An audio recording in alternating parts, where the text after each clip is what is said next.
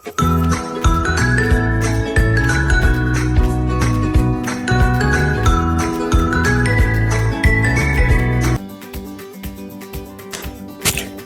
Friends, ഇന്ന് ഞാൻ പുതുമയുള്ളൊരു അച്ചാറുമായിട്ടാണ് വന്നിരിക്കുന്നത്. എന്താ ഇത്ര പുതുമ എന്നറിയട്ടെ. ഇന്ന് മുരിങ്ങക്കായ് വെച്ചുകൊണ്ടുള്ള നല്ലൊരു അച്ചാറാണ് ഉണ്ടാക്കിയിരിക്കുന്നത്. ഈ ലോക്ക്ഡൗൺ കാലത്ത് ഞാനൊന്ന് പരീക്ഷിച്ച് വിജയിച്ച ഒരു അച്ചാറാണ് കേട്ടോ ഇത്.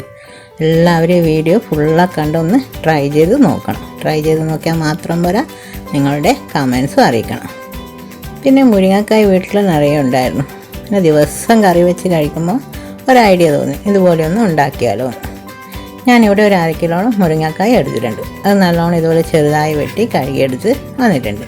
എന്നിട്ട് ഇതുപോലെ ആവിയിലൊന്ന് വേവിച്ചെടുക്കണം. അങ്ങനെ വെള്ളത്തിലിട്ട് വേവിക്കറും കേട്ടോ. ഇതുപോലെ ആവിയിൽ തന്നെ വേവിച്ചെടുക്കണം. ഒരു 10-20 മിനിറ്റ് ആകുമ്പോഴത്തേക്ക് ഇത് വെന്ത് കിട്ടും. പിന്നെ നല്ല അച്ചാറാണ് കേട്ടോ ഇത്. എല്ലാവരും ഒന്ന് ട്രൈ ചെയ്ത് നോക്കണം. ഇപ്പോൾ നമ്മുടെ മുരിങ്ങക്കായ് നല്ലോണം വെന്തിട്ടുണ്ട്. ഒന്ന് നമുക്ക് തുറന്ന് നോക്കാം. കണ്ടോ, ഇപ്പോൾ നല്ലോണം വെന്തിട്ടുണ്ട്. ഇനി സ്റ്റൗ ഓഫാക്കി നമുക്കിതൊന്ന് തണുക്കാനായി വെക്കണം. ഇപ്പോൾ നല്ലോണം തണുത്തിട്ടുണ്ട് കേട്ടോ.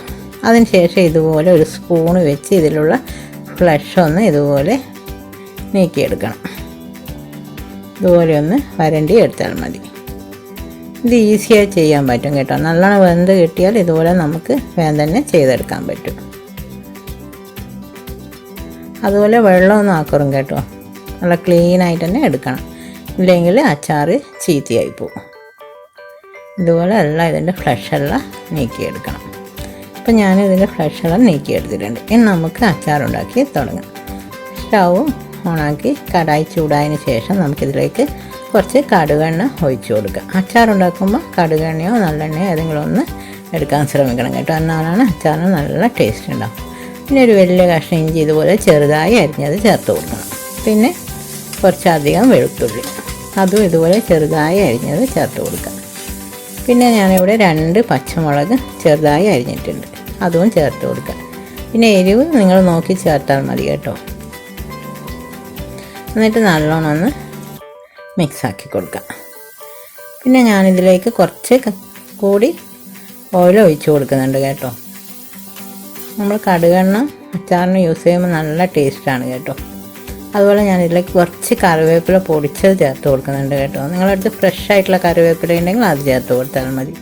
നല്ലോണം ഒന്ന് വഴറ്റി കൊടുക്കാം.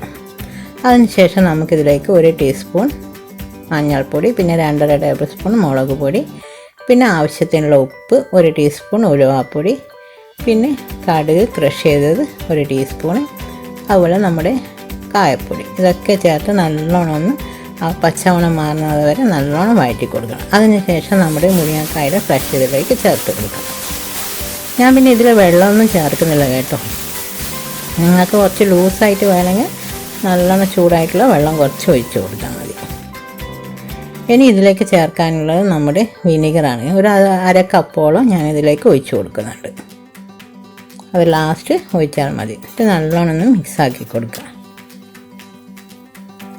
ഈ സമയത്ത് നിങ്ങൾ ഉപ്പൊക്കെ ഉണ്ടോയെന്ന് നോക്കണം കേട്ടോ. ഇല്ലെങ്കിൽ ചേർത്ത് കൊടുക്കാം.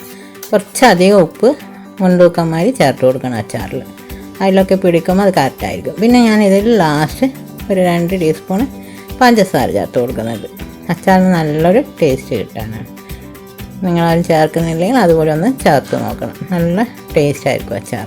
അപ്പം നമ്മുടെ മുരിങ്ങക്കായൻ്റെ അച്ചാർ ഇവിടെ റെഡി ആയിട്ടുണ്ട്. നമ്മുടെ ഈ ചാനൽ പുതിയതായിട്ട് ആരെങ്കിലും കാണുന്നുണ്ടെങ്കിൽ ഒന്ന് ലൈക്ക് ചെയ്ത് സബ്സ്ക്രൈബ് ചെയ്യാൻ മറക്കരുത് കേട്ടോ. നമുക്ക് അച്ചാർ ഇതുപോലെ ഒരു കുപ്പിയിലേക്ക് മാറ്റി കൊടുക്കാം. കുപ്പി ഫസ്റ്റ് തന്നെ നല്ലോണം ഒന്ന് ചൂടാക്കി എടുക്കണം കേട്ടോ. എന്നിട്ട് ഇതിലേക്ക് കടുകെണ്ണ ഇതുപോലെ എല്ലാ സൈഡും ആകുന്ന മാതിരി ആക്കി കൊടുക്കണം. എന്നിട്ട് ഇതിലേക്ക് നമുക്ക് അച്ചാർ മാറ്റി കൊടുക്കാം. നിങ്ങൾക്ക് ഈ വീഡിയോ ഇഷ്ടമായിട്ടുണ്ടെങ്കിൽ നിങ്ങളുടെ കമൻറ്റ്സ് അറിയിക്കണം കേട്ടോ. അതുപോലെ കുപ്പിയുടെ മേലെയും കുറച്ച് കടുകെണ്ണ ഒഴിച്ചെടുക്കുക. Thanks for watching.